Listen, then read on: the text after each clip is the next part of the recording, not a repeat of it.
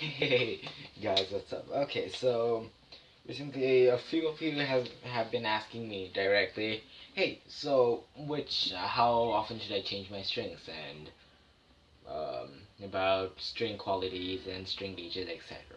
So today we're going to be talking about the string changing, how often you should change it, and strings 101 basically. So yeah, so let's get started. I restringed these five strings, the top five strings, around 8 months ago, back in March, I believe. Yeah, and with my favorite string brand and favorite style, Super Slinky, absolutely my favorite one. But then after a month of playing it, the high snapped off. So, and then I went to the guitar store and they didn't have any more Super Slinky, so I had to I had to buy these nickel wound XL Guitarios.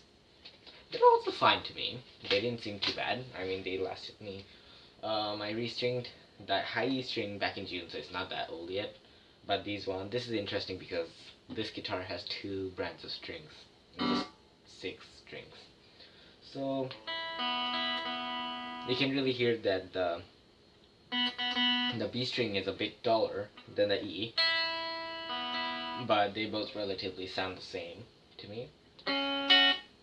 Compared to this Jackson over here, which is a new one, around 3 weeks old, so obviously we'll have new sound of strings, and the comparison video is coming next week. So today I just want to talk about the strings and how often you should change it, and etc. Alright, so these ones that I mentioned, they're 8 months old. After a few months, it gets a bit dull, and then it doesn't have that bright tone anymore, as you can see. It doesn't really have that bright tone. It's like if you would play the tone at 0 on a brand new strings. That's how it would sound. So like it would sound basically like this if it's on a new string, but these are already old, so I have my tone all the way up. So at least they try to sound like new ones. Anyways, like switching the pickup always works. It makes it sound a bit sharper and brighter. And also playing it close to the bridge makes it brighter too. So there's a tip for those of you who are too lazy to change the strings. I once had a guitar. Well, this guitar actually, the first time I got it, rented it, or got it from someone, is that the strings were pretty old, probably like 5 years old. They sounded like 10 times worse than this one. I mean, back when I was a beginner, I didn't really get it. But then, after a few months, I understood that it sounded like crap, and so I restringed it. The first time restringing it wasn't good because the strings were loose and I didn't have any idea to cut them off. But this time, as you can see, that's pretty much fine. But I mean, the wounding is different, but it still works. It still stays in tune. And maybe like there are still 5 strings left, so next week I'm going to be doing a battle between these two guitars, so they are all equal, and not the Jackson is superior, but who knows. Tune in next week. So yeah, back to what I was talking. And bending gets a bit harder since the notes are like the old strings. They tend to break less because you have already bent so many times compared to new strings, while you might just snap them in a few hours or even minutes. A perfect example would be if you played the low E. It just has a dull sound. So you want to change it.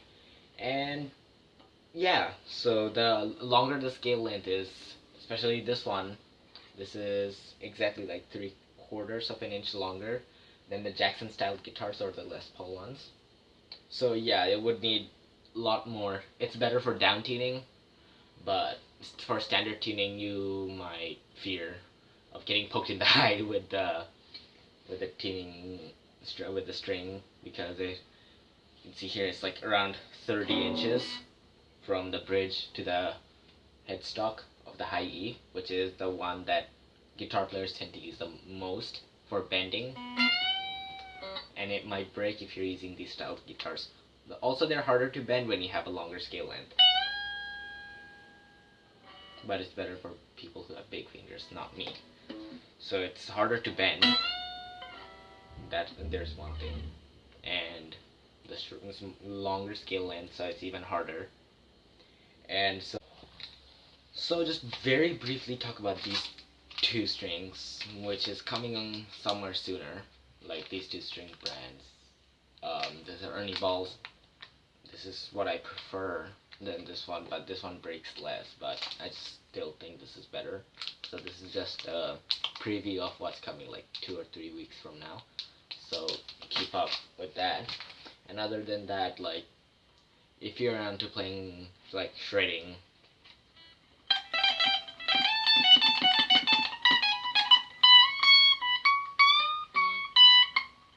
so just like that, if you're gonna shred some Enter Sandman or just saying, that's not the song I like the most, but like, you know, Ingrid Malmsteen, Slash, like those metal hard rock,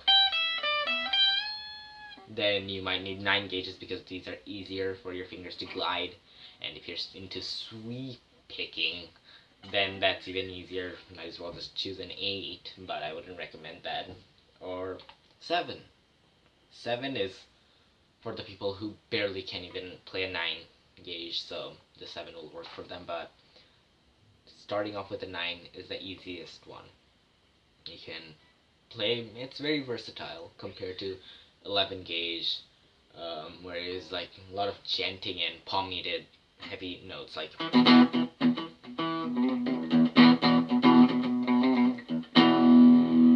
so just like that. Like if you're gonna down pick like James Hetfield, or like you can see Kirk Hammett, he actually uses thin top 3 strings,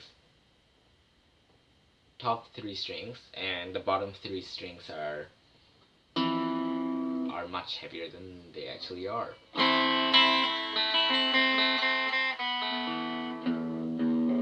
So these strings would be much, like, that's what they call beefy.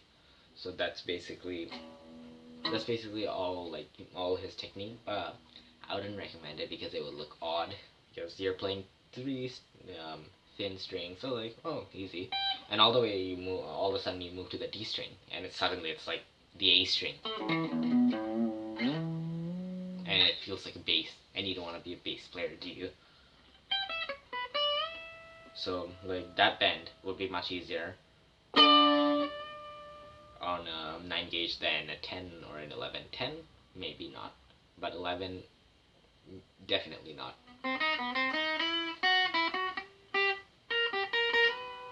So if you're gliding like that, a 9 gauge string would perfectly do. So there's that. So I prefer the 9 gauge over the 11. Alright, so I brought a closer look to this guitar's neck. It shows that it comes from the inside and not like the Jackson guitars where it comes from this side. So there's that, and so it means a lot more tuning, more tension going on.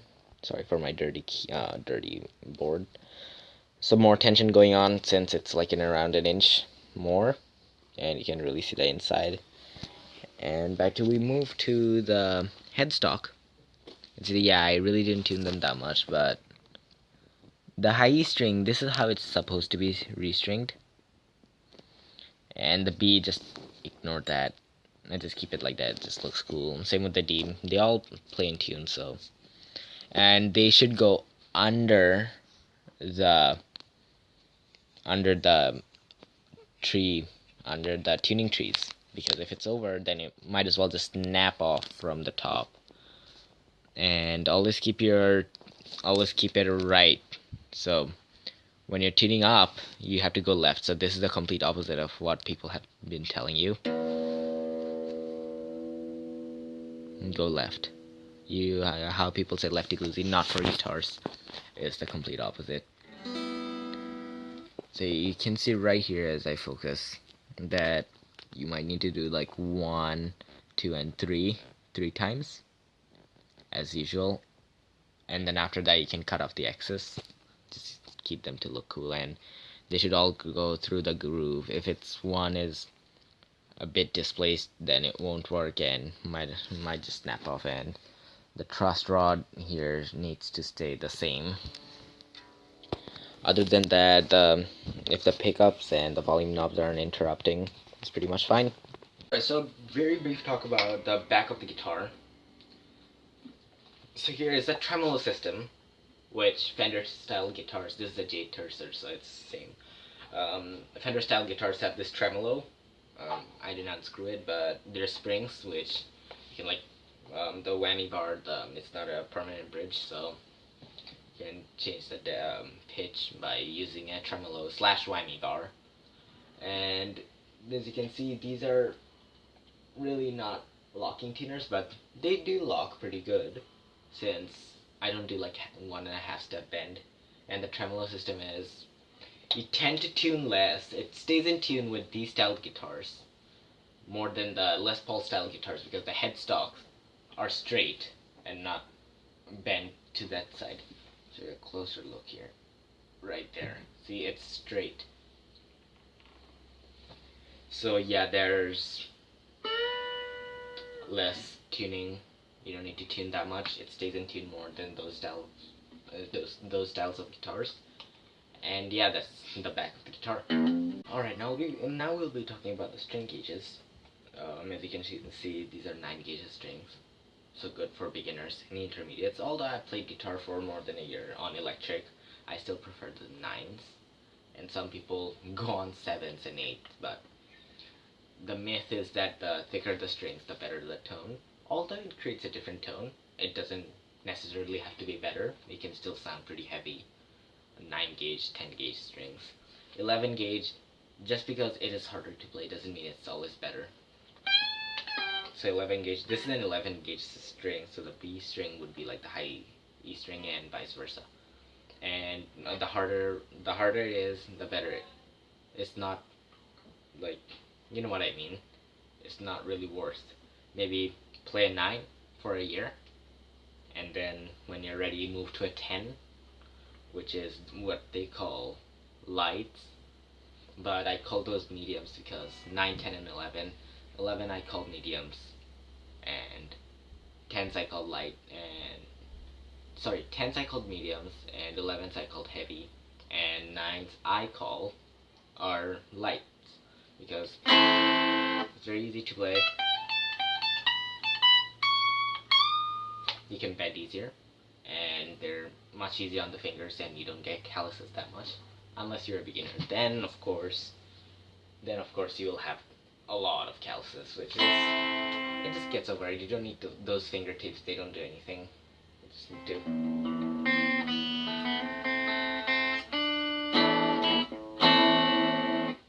Yeah, so a bit of tuning problem going on, but other than that, it's pretty much fine. And so that was pretty much it about the guitar strings and the tuning. Since I haven't restringed it yet, we cannot do a comparison yet, or else it would be unfair for the J tercer. So I decided to do a restringing video, a string video about just tips and tricks on.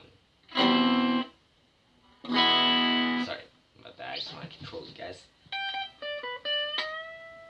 on bending, which one's easier to bend on, and shredding.